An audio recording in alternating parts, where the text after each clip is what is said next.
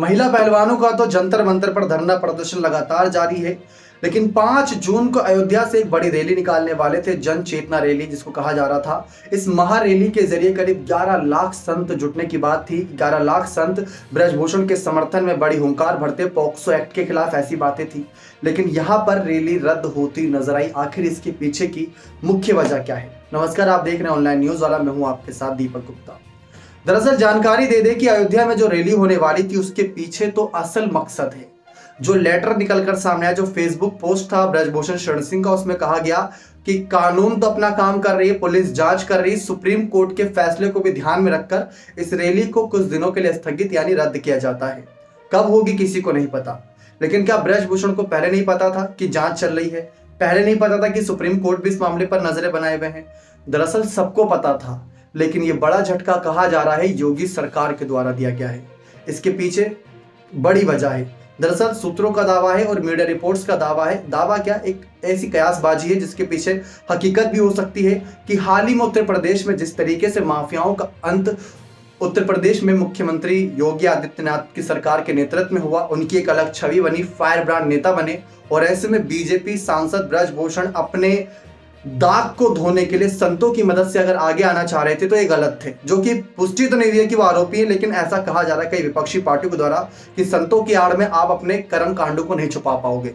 लेकिन योगी सरकार शायद ये नहीं चाहती थी कि ब्रजभूषण ऐसा करें, क्योंकि अयोध्या में ही साल के अंत में या फिर 2024 की शुरुआत में भगवान श्री राम के प्राण प्रतिष्ठा की पूजन व्यवस्था जो है वो प्रधानमंत्री नरेंद्र मोदी के हाथों से होगी।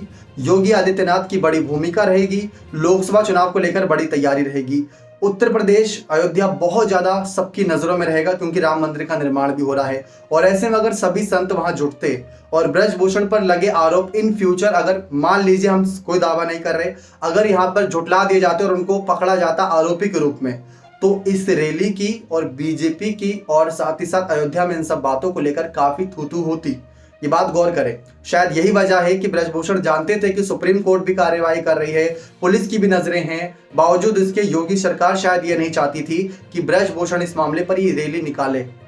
5 जून को विश्व पर्यावरण दिवस ही बताया जाता है और उस दिन देखा जाए तो सभी लोग, ज्यादातर बड़े बड़े नेता अलग अलग चीजों, वृक्ष रोपण में, कोई अलग अलग तरीके से जनता की मदद और पर्यावरण की मदद के लिए आगे आते हैं। लेकिन ऐसे में उसी दिन को बड़ी रैली के तौर पर परिवर्तित करना चाहते थे ब्रजभूषण, लेकिन उसमें कामयाब नहीं हो पाए। इसके पीछे योगी सरकार का ही कहा जा रहा है हाथ है।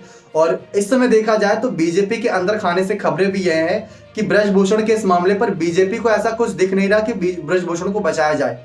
ब्रजभूषण गलत हैं। अगर देखा जाए तो जो बयान महिला पहलवानों ने दर्ज कराए, रोते बिलखते हुए अगर अपने मेडल फेंकने चले गए, तो उन पर क्या बीत रही होगी आप समझ सकते हैं। तो अंदर खाने से ऐसी खबरें कि ब्रजभूषण को बचाने की कोई वजह नहीं दिख रही, बावजूद इसके ब्रजभूषण के समर्थन में बीजेपी भी थोड़ा थोड़ा दिखा रही है कि हम भी समर्थन में हैं, और जो समर्थन में नहीं है वो चुप बैठे हैं, ये साफ नजर आ रहा है। तो ऐसे में ये माना जाए कि क्या ये योगी सरकार की तरफ से बड़ा झटका है जो रैली नहीं हो पाई? आप अपनी राय इस मसले पर जोर दीजिएगा कि क्या योगी सरकार, जिनसे पहले भी 36 का आंकड़ा बताया गया ब्रजभूषण का, कई बार योगी सरकार के कामकाज पर ब्रजभूषण ने सवाल उठाए हैं, शायद अब मौका आ चुका है कि ब्रजभूषण से योगी सरकार बदला ले। लेकिन ऐसा तो नहीं होगा। खैर, बीजेपी की सांसद देखते हैं इस मामले पर आगे क्या कुछ खुलासे होते हैं। आप अपनी राय दें कि क्या रैली रद्द होने के पीछे की एफआईआर वजह है, जो एफआईआर निकलकर सामने आई थी, या फिर सचमुच ये वजह है जो बताई गई है कि योगी सरकार की तरफ से फैसला लिया हो, हरी झंडी जो दिखाई गई ब्रजभूषण की इस रैली को? अपनी राय कमेंट सेक्शन में जोड़ दीजिएगा। चैनल पर नए सब्सक्राइब नहीं किए तो चैनल भी जरूर सब्सक्राइब करके जाइएगा,